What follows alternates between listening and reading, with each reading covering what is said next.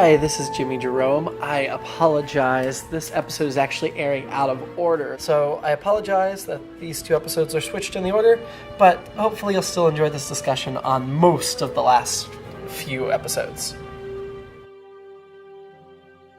Welcome out to another episode of It's All Been Trekked Before. We are joined once more by Barbara Barnett, the executive editor of Blog Critics Magazine, author of The Apothecary's Curse. And what else do you want to plug, Barbara? Because you do a ton of things. I do a ton of things.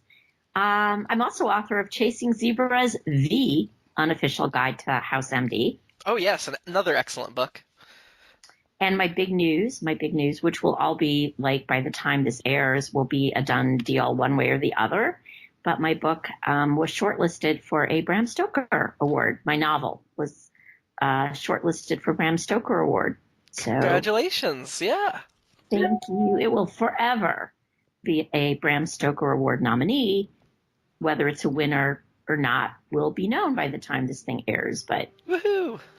Yeah, sorry, we go on quite a delay on this podcast. That's okay.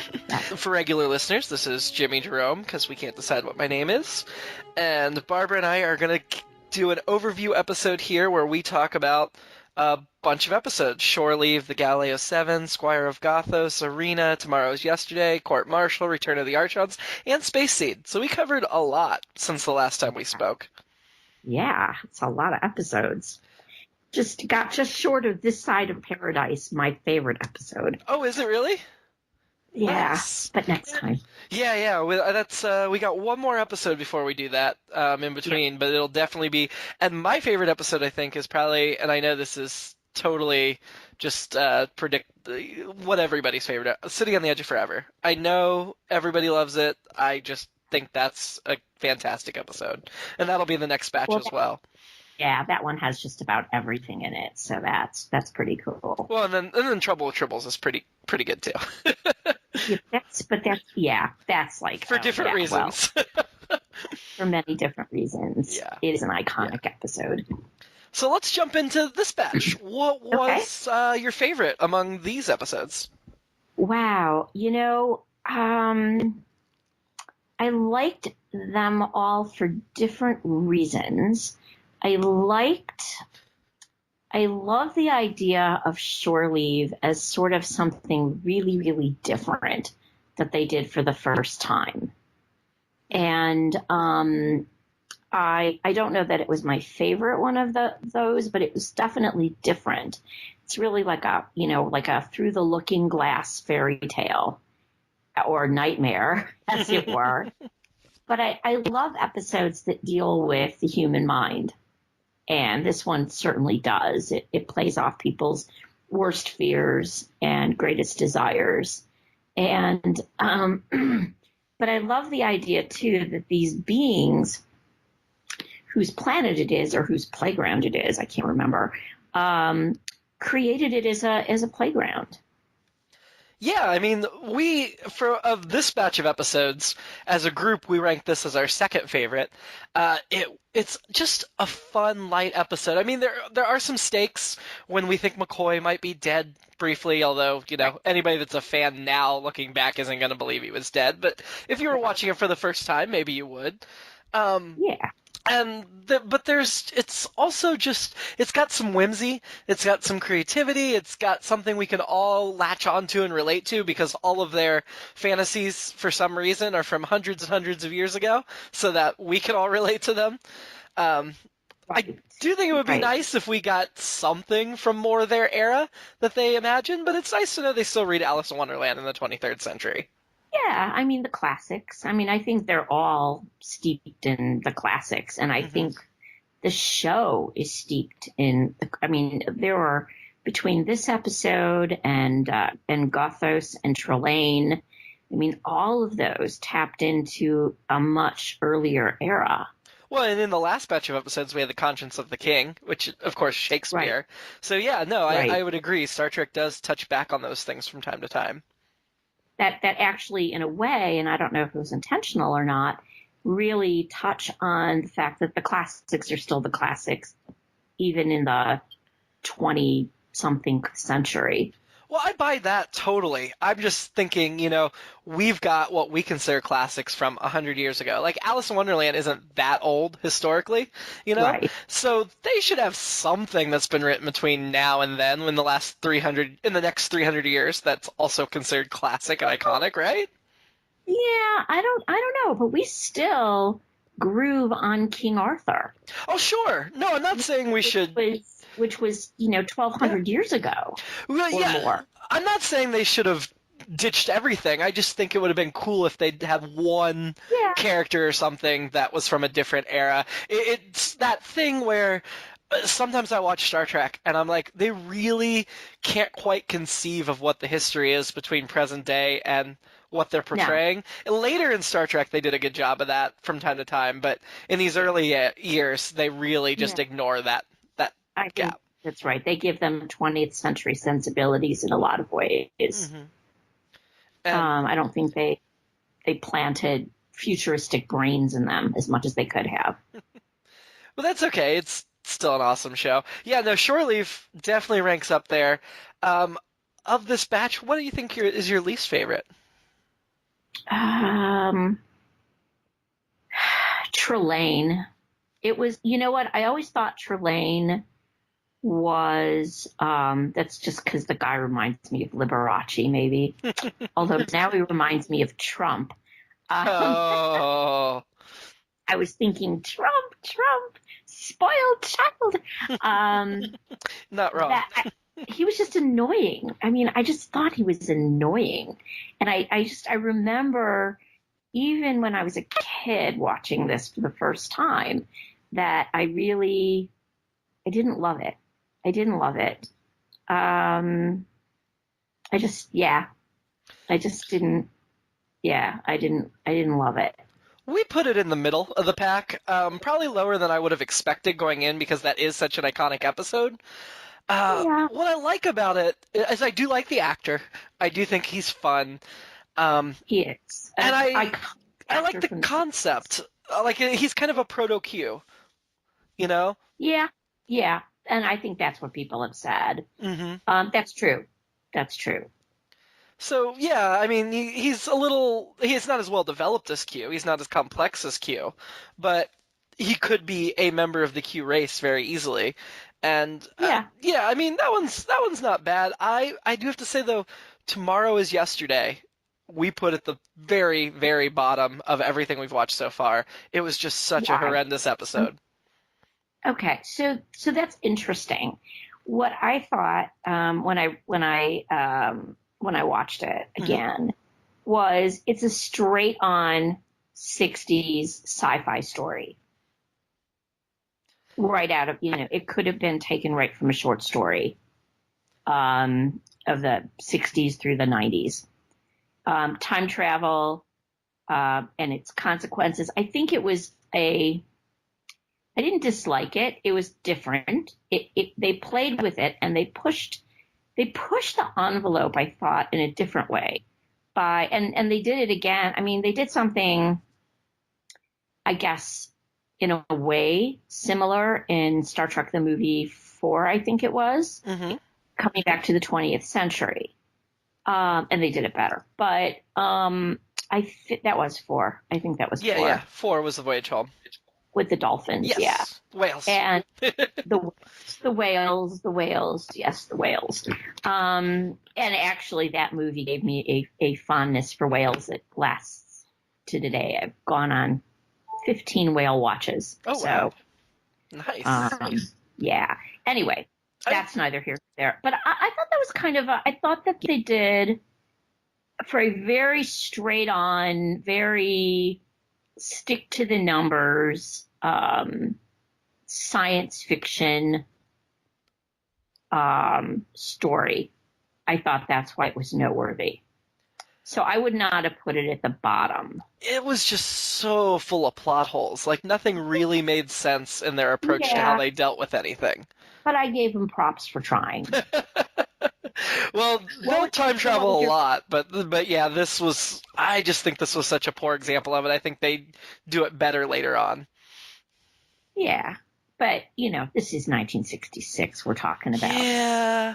Well, and above that, but below Squire of Gothos, so still at the bottom, we had Return of the Archons, or Archons. Yeah. Okay. And watching that, Mm-hmm. I never liked that episode especially, Yeah. but the more I watched it, the more I thought it was a commentary on religious cults or religion in general. I don't think I thought And of it through a religious perspective. yeah, well, if you think about it, these people are essentially worshiping an invisible God, Mm-hmm. right? And a Yeah. God that's been dead, 6,000 years. Interesting, because I'm going to put on my clergy hat here. In Jewish time, the world, the universe, whatever you want to say, is almost 6,000 years old. In religious time, we don't know how long those days were. I'm not going to get into a thing on jibing, evolution and the Bible, because you can do it. I can do it. I do it all the time, but I'm not going to get into that because that's off topic. But I thought, as when I saw that and I saw some of the names of some of the characters, I was like, and these guys acted like cult people, whether, I don't know what religion it was commenting on, but it was commenting on false deities and giving your lives over to a false deity, which is a cult. So, in these days we'd say Scientology. But, But it also was very reminiscent of the modern Purge movies. I feel like they kind of ripped off this episode. that could be. Because the beginning where they're having the festival and they're all out there killing each other for 24 Right. hours or whatever. That's Exactly. essentially the plot of The Purge, which I haven't seen, but I know that's a popular movie that follows that same story. I have read about it. I have not seen it. Yeah, I don't think we need to say that. Yeah, I mean, it's not a real deep episode. No.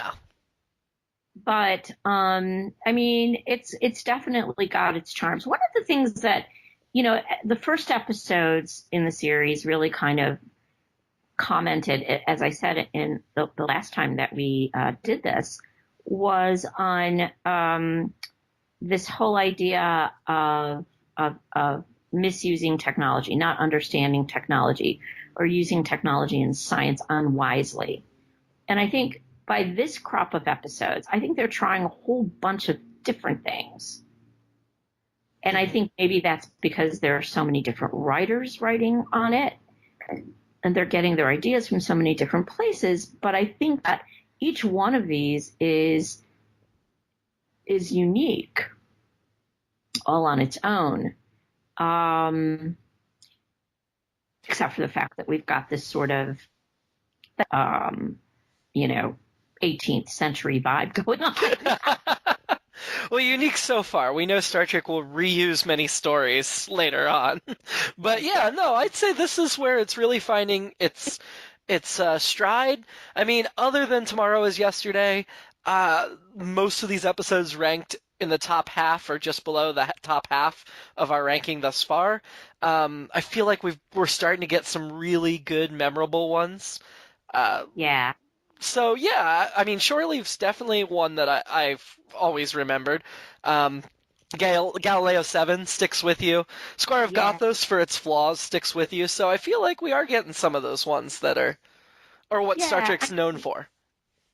Galileo 7, I thought, was a really interesting Spock episode. I'm always looking for the great Spock episodes. Mm-hmm. And it's a really good, the Arena was a really good Kirk episode. I don't think he has all that many great episodes, but I think this was a good one. So did you actually find Shatner tolerable in Arena? Yeah. Good. Okay. I did. It wasn't that it was Shatner. I found Kirk less annoying. Because he used his intelligence. It was like, what did I say when I made my notes here? He uses his smarts more than his bravado. Mm. Yeah, he does. Right. And in the end, it saves him. Well, it saves Sorry. No, that's okay. I just think we've started to see more and more of those. We get those episode endings, and we had some in the early days where Kirk could take retribution. He could be concerned about making people pay for crimes, but he chooses instead the maturity, which isn't the same as the intelligence, but I feel like those kind of are somewhat related. We've got this idealized captain who's better than us. He's smarter than us. He has better judgment than us. He's from a future time that's moved past our petty stuff. And so episodes like Arena or some of these other ones, I mean, we won't get into it quite yet, but like Space Seed at the end, we get to see him do something that many modern people would have a real hard time doing unless you're like, I don't know, Barack Obama or something. You know what I mean? Right. Well, that kind of leads me to Galileo 7, Mm-hmm. which I thought was that was my favorite episode, I think, of the lot, I have to say. I'm a Spock person. I said that already. And I thought it explored something interesting, but I'm not entirely convinced by his actions. And I know that the episode was really, and I'm reading my notes here, seems to have been set up to show that emotion is as important as logic. And even though I really liked it because for very specific reasons, Spock isn't all logic. There's that conflict in him. And I think that's what makes him an interesting character, is that he isn't all logic. And he is surprised by, not only is he surprised by it, he's handcuffed by his unrelenting logic. But that's not who Spock ends up being. Spock ends up being much more conflicted than that. And his emotional outburst, as they call it at the end, to save the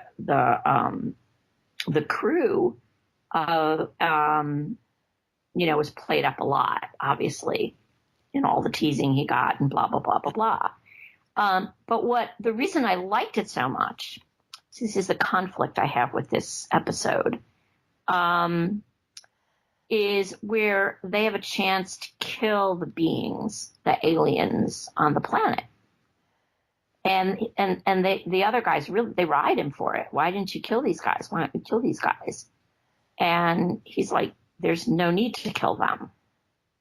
And that part of Spock is something that's incredibly consistent throughout the series. And it made me go, that I remember that striking me when I was like 11 years old and watching that. It's like, that's a really interesting thing about Spock, that you don't want to kill these beings unnecessarily. So anyway, that was kind of... Well, yeah, I think that perfectly goes in line with what I was saying about Kirk too. I mean, we've got these two guys that are head and shoulders above the rest, and they make great leaders for a reason. I agree with you that this episode was a little uneven on the character of Spock. There were some plot things that didn't quite add up or make sense to me. We put it as third, right below Shore Leave of this batch. But it's still, Nimoy is awesome. Always awesome, and it still gives you more of Spock than you're used to seeing. And we can justify some of that stuff by saying, this is really the first time Spock's being tested in command. Maybe he's like really relying more on his logic than he normally would because he's in a new situation, and he feels like that's what'll get him through. Right, and that comes I can't remember the name of the episode, where a similar situation comes up later on in the series. And I'm blanking on what that episode was, where he is put into a command situation with a shuttle, and he believes he fails. And now I can't remember the episode. But I think the other thing that kind of bothered me about it, that was more than he's surprised by he's using logic and surprised by the illogic, is that the idea that he expects everyone to be a rational actor when he is surrounded by humans, none of whom are rational actors. Mm-hmm. Well, that reminds me when we see him playing chess, and he's shocked that Kirk beats him because he's not using logic, which I think is a ridiculous premise. I feel like Spock would be able to use logic to figure out any move Kirk would make. But anyway, it reminds me of that, though, that he thinks everyone will think that way, that he does. Yeah. Yeah. So, but I liked it. I thought it was a good, solid episode. Of these episodes, I might put this one. I still have it close to the top. What did you think of Court Martial? We haven't talked about that one yet at all. I don't have my notes for Court Martial. Shoot. And I just watched it this afternoon. Oh, yeah. I mean, obviously, the most important thing. Wait, okay. Now I'm confusing episodes. Let's come back to that one. Let's talk Space Seed. That's Space Seed's I kept putting off Space Seed because that's the big daddy of this batch. That's the one that people think of and go to.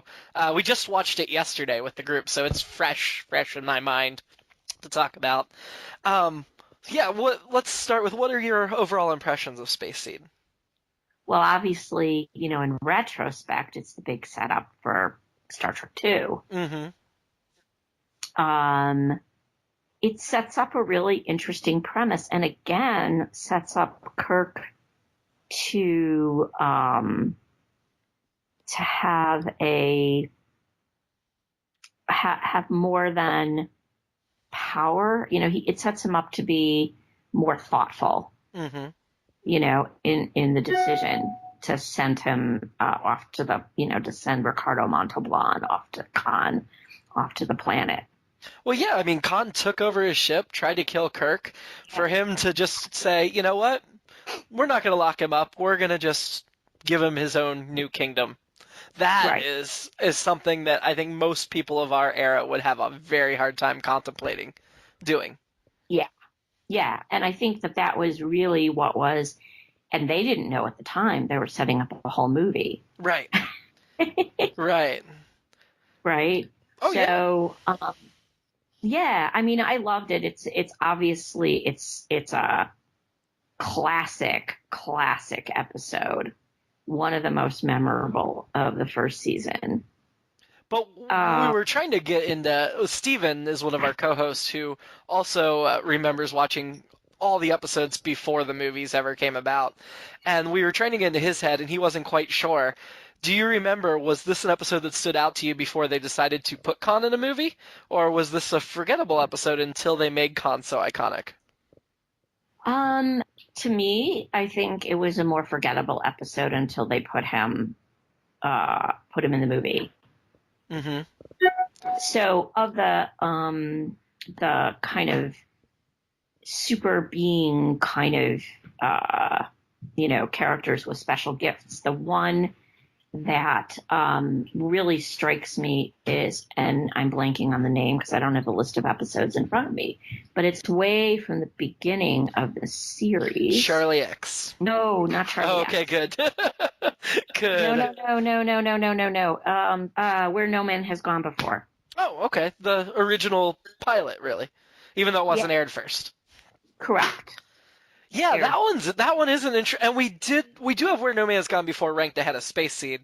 We just have Space Seed as the highest of this batch. Okay, that makes sense. And what do you think? I mean, do you think that, well, you've already seen, I mean, do you think had you not known it was the seed, so to speak, for Star Trek II, would you have ranked it as high? Well, yeah, because, I mean, I do think we really tried to separate Star Trek II out when deciding where to rank it, but I will say, I did see Wrath of Khan before I ever saw Space Seed. I mean, I'll admit that. I mean, it made me want to go watch Space Seed. Space Seed was one of the first original series episodes I watched because of Wrath of Khan. Right. But the reason we ranked it so high is it was a very cohesive episode. It didn't have the plot holes that most of the season 1 episodes have. We had a really cool, interesting, intense villain with some intriguing concepts that really gave us some meat to kind of dig into. So while it may not have been like, oh my god, that's an iconic episode we have to revisit. Right after watching it, you're like, no, this is a really solid episode. Yes. Yeah. Okay. Okay. I will buy that. I will buy that. Except for MacGyver's, she was awful. Yeah. Well. the the crew woman that betrayed. You're just like, come on, woman. Yeah. Well. Love is a powerful thing, and he is a powerfully man for man, because Well, after all, he is Ricardo Montalban. yes, but the thing I didn't get from Space Seed, that is a key component to Wrath of Khan, is I didn't get him falling in love with her. I mean, I saw him using her, Yeah. and we saw her betray him. But I feel like that her betrayal of him might be the first thing she does that would make him respect her. And that happens so late, and it's so like quickly immediately moved to her deciding to stay on the planet with him without any digging into his reaction, that I feel we missed that opportunity for him to fall for her, because I feel the betrayal of him is what should have made him fall for her, or see her more than a patsy. Yeah. But you know what? A lot of women were used as patsies in Star Trek. They were, but I think there was. I mean, the fact that she betrayed Khan and rescued Kirk does make her more than just That's true. the used person. That's true. That is true. And granted, we don't get to see their time on the planet together, so there. I mean, the fact that we saw that spine from her before we left her, there's every possibility that spending time together, going through what they go through, they do fall deeply in love. Yeah. Yeah. I think that that's probably true. I'm going to change the topic a little bit and thinking back to the arena. Mm-hmm. So the whole thing with the Gorn, does that remind you of a movie? Do you ever see the movie Enemy Mine? I have not. I'm reading the plot synopsis right now, and it does sound like they really ripped off Arena. Yes, indeed. Yeah, so it really does. And the whole setup, Enemy Mine came out, when did Enemy Mine 1985. come out? 1985, thank you. Because I remember seeing it with my husband. And I remember thinking how much that reminded me of that Star Trek episode at the time. So, different scenario, different premise, but the same idea of really an alien and a human in battle, and using their intelligence, a much larger alien, Mm-hmm. much stronger alien, and how that plays out. So I remember that as something that resonated with me. But apparently, nobody else does. Because I'm seeing references to Enemy Mine, and Star Trek, and this one just is not coming up. So hold on, I am convinced that it must. But anyway, enough of that. Star Trek on transport. Okay, never mind. I'm gonna have to read this more. Okay, never mind. Okay, let's go. Sure. So Yeah, the Arena. There was. Have you been watching on Netflix with the updated special effects? yes. So Arena, with one thing we noticed was the Gorn in the first scene actually blinks, which obviously was not there in the 60s because of the way that rubber suit's built. But strangely, They only had him blink in the first scene and not again through the rest of the episode. Interesting. Is that really bizarre? Like, some of the things they choose to update make me wonder what they're thinking. I mean, I guess they can't update every single effect. Sure. But maybe they just wanted to give him a little bit of humanity's not the word, but sentience. Right. Yeah, it just seems strange to me they only did it like once in the episode, if that's what they chose to do. The one special effect though that we've all been wishing they would do something about is the stunt doubles. It is absolutely abysmal how obvious the stunt doubles are different actors. Oh, yeah. So many shots where you see the stunt doubles' faces, Yes. and they don't look anything like the Yeah. actors. No. And I don't think that's something they thought of that much Well, no, a back small, then. grainy picture, nobody's going to notice. Well, exactly. And, most people are watching in black and white Mm-hmm. on a 19-inch television Mm-hmm. and grainy. I mean, network TV was not all that all that all that sharp. It wasn't even like high definition black and white.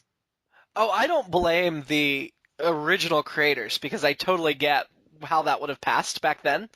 I blame Mm-hmm. the new special effects people that no, it doesn't look like they've even attempted to work on that. I think the next time Yeah. they redo Star Trek for the next edition of whatever comes after Blu-ray, they need to fix the stunt doubles. Yeah. Well, they can do that. They Oh yeah, can they can, but it's expensive. it is expensive and it depends on, how much the Roddenberry Enterprises, as opposed to the Enterprise, want to do that. Well, if I talk to Mr. Roddenberry at Comic-Con again this year. Talk to Rod, tell him we need updated fight scenes. Yeah, sure. I doubt. I mean, it's not the 50th anniversary, although because he runs that whole Roddenberry Enterprises thing, Mm-hmm. I think he's there pretty much every year. One of these years, I'm going to get him to give me a Tribble. They sell Tribbles there Ah. at their booth. Mm-hmm. They have an enormous, enormous presence on the floor of Comic-Con in San Diego. Oh, of course. And yeah, and they have Tribbles. And one of these days, I I'm going do to ask have them to a give. pair of Tribbles that I've had for about 15 years. Did I ever tell you that when the episode aired, my mom wrote to the network and said, "My little girls love this episode so much. Could you send them Tribbles?" And she got a letter back from NBC saying, there weren't that many. And we've had lots of requests. So, I yeah, mean, we never I don't got. know how they get off saying there weren't that many. We saw Kirk get buried in them, but yeah, I could see how they wouldn't have enough to go around. It was like one of the most popular shows on TV. They must have gotten. Well, Star Trek? It wasn't Yeah. popular at all during its original run. The reruns. Well, but still, it was enough to keep it on the air for a couple of years. Barely. They had a lot of issues staying on the air. But I mean, but how many people? I mean, there are 3 networks as opposed to now there's 5 right. gazillion. So bad ratings back then was still 30 million people or whatever. Exactly. Yeah. I mean, it's not, I don't know how many people watched the original series, but now where, 2 million is considered, you're going to go on the cutting block. Or potentially go on the cutting block unless you're Once Upon a Time. So, okay, so what have we not talked about? We have touched on all the episodes except for Court Martial. Oh, Court Martial. Oh, yes, right. What an idiot I am. I loved this episode. It's pretty good. What did you love about it? So, the whole thing with Finney and Kirk. Mm-hmm. That whole some of the speeches, the whole just the whole thing with Spock and the chess game, how he knows. I mean, I think there's a lot of really cool stuff with it, and I'm being really vague. Why am I being vague? I love the speech. I guess maybe that was the one that's one of the things that really stuck with me. I speak of rights, the machine has none, right? That speech. Mm-hmm. And I think that, that's a really kind of classic man versus machine thing. And I think that was kind of a hearkening back to this can a machine be an accuser? Mm. You know, Yeah. right? Can a machine be, because the machine, the computer was the evidence. You know, that was what has caused Kirk to be charged. Mm-hmm. And he cannot confront his accuser. That's true. So I just kind of yeah, took for granted, yeah, the machine's infallible unless somebody messes with it. And eventually, obviously, they find out somebody messed with it. But to me, that wasn't the big thing to me. I was just wondering what that relationship was, why Finney turned on him. And I did think it was interesting that this guy that we view as a hero, James T. Kirk, for many, many good reasons, it was interesting to see a character that hated him. And not for unreasonable reasons. I mean, yeah, it's unreasonable what he did, but about it. But, there's always going to be somebody that you've wronged. There's always going to be somebody that doesn't like you. And it was interesting to see somebody go at Kirk that way. yeah, yeah. And you got to love Alicia Cook as Samuel T. Cogley, the lawyer. Yes, He was fantastic. yes, yes. Yes, yes. So I liked it. I mean, I really, yes, I thought that was really cool, and I did like the kind of Kirk versus this guy who's had it in for him since the academy. And yet, at one point, loved Kirk so much that he named his daughter after him. I know. I mean, that was another thing that was really noteworthy. Mm-hmm. You know, the idea of revenge. Well, that love and hate go hand in hand thing. If you really respect someone and really care about them, then the potential of the deep pain and hurt by feeling betrayed is there. Right. And betrayal, is most keenly felt when the betrayer is someone you love. Yes. So I think there's a lot to recommend that episode. Yeah, I mean, we put it in the middle, but it wasn't a bad episode by any means. Okay. Now, there was some interesting things we started to notice about when they use the dress uniforms and how within this batch. Because it definitely they built a handful of dress uniforms for some of our leads early on. But then, because they only built a handful, there are weird scenes where only our leads are wearing them and then other people aren't. Or, for instance, in Space Seed, Kirk, Spock, McCoy, Scotty come to dinner in dress uniforms. Uhura doesn't, and at first you're like, well, maybe that's just because she's in the dress, but next to her are two other male crewmen also not in dress uniform. Like, some of their costume stuff, I know it's budgetary, but I really felt like we started to see some of the budgetary restrictions in these episodes. And that's the kind of thing that when you're producing a series back then, where the only time that you saw it was the first run, the summer rerun, maybe, because there aren't enough weeks to do a full summer rerun cycle because there were way too many episodes, or if the series ended up in syndication. And that was the only time that happened. So you had to you couldn't freeze it, you couldn't watch it again, and you couldn't pay that much scrutiny to it. So I think that's one of the things that sometimes especially now we have beautiful HD, and you watch these things with such intensity that you catch every possible problem and fault and glitch. Whereas the viewer in 1966, even if they were, a tea critic, wouldn't have caught it. Oh, absolutely. I mean, I don't want to disparage Star Trek. There's a reason it's lasted as long as it has. There's a reason we've taken the time to update the effects and update the picture and re-put it out. And thank God we didn't do what the British did and lose half of the early Doctor Who. We kept all of Star Trek, right? But I think, honestly, while there are flaws and there are limitations, and I'm just amazed that there aren't more issues with these episodes, especially under the chaotic conditions on which they were made. I mean, you read about the behind-the-scenes stuff on Star Trek, and it was a mess. And the fact that this stuff is as good as it is a real testament to something to the production, to the people involved.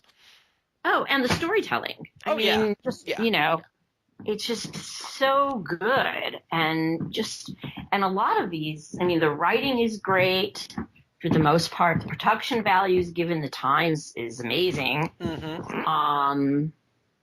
Yeah, and the acting, some of the acting is really amazing. Some of the acting, not so much. Yeah, but we were when in the 60s, when this was on, you were still at the era where you had theater actors crossing into television and still trying to act like they were in theater, and like that era, there's something very rough about it. It wasn't polished yet the way it is today. Oh yeah, I mean, totally. There are many theater actors that people. Well, I mean, even the leads, a lot of them were theater people. Nimoy was a theater guy. Yeah, before and after. Before and after, right. And certainly Ricardo Montalban. He did give a great performance as Khan. I mean, he really did. And I think he had the coolest costumes we've seen all season. They really dressed Khan well. Yes, they did. I forgot how like pomaded his hair looked in this episode. Mm-hmm. Because, thinking to Wrath of Khan, where he's much more disheveled looking. Yeah.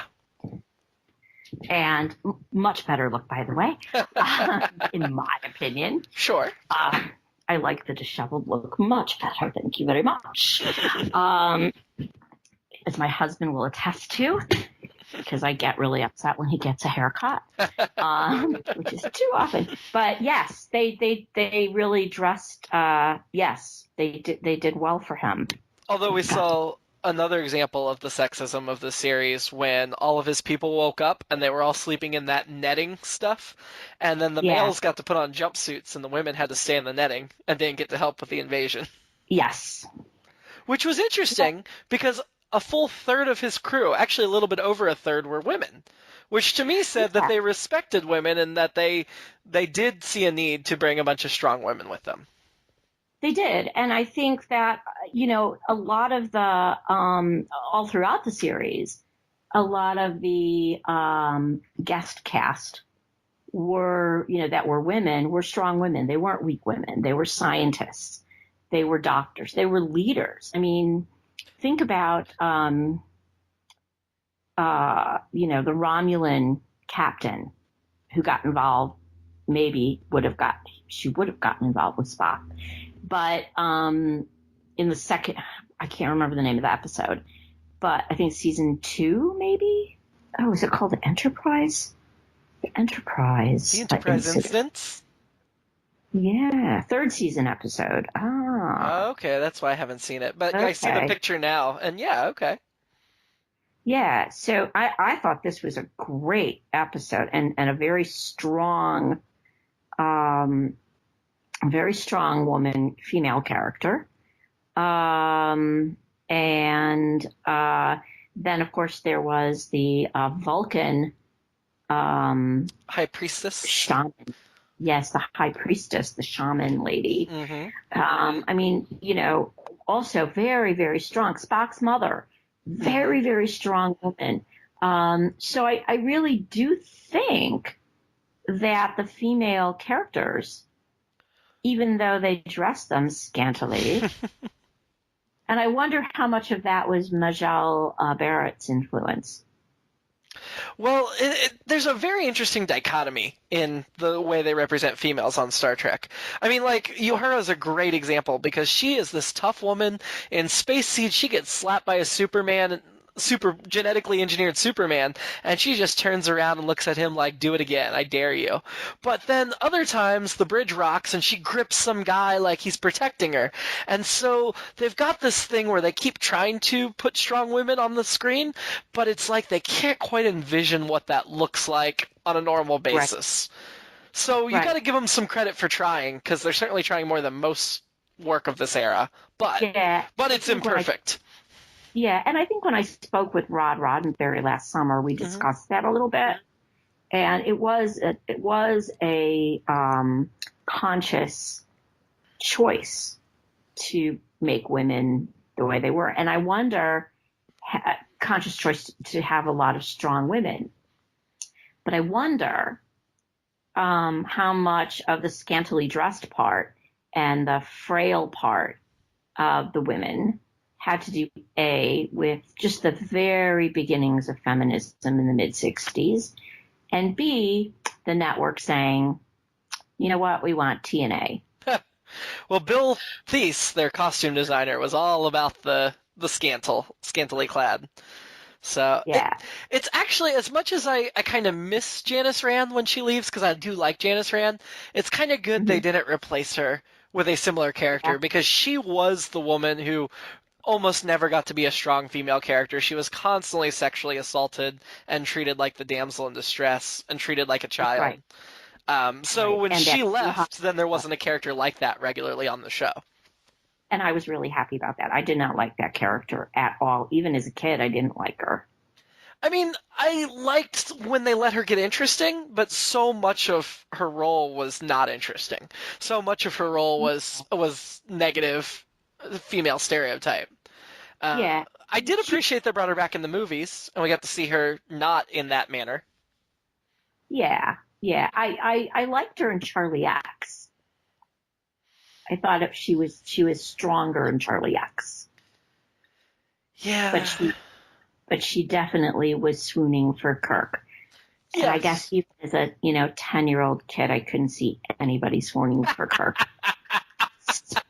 Maybe. Which is hilarious because I don't. I mean, you're absolutely entitled to your opinion, and I get it. But so many women would disagree with you. That's what cracks me up. So that's so it's funny because I mean back then it's like I was 10, right? And who did I love? I loved Spock. Oh, I yeah. was totally crushed on him. Totally crushed on Spock. Totally crushed on Ilya Kuryakin.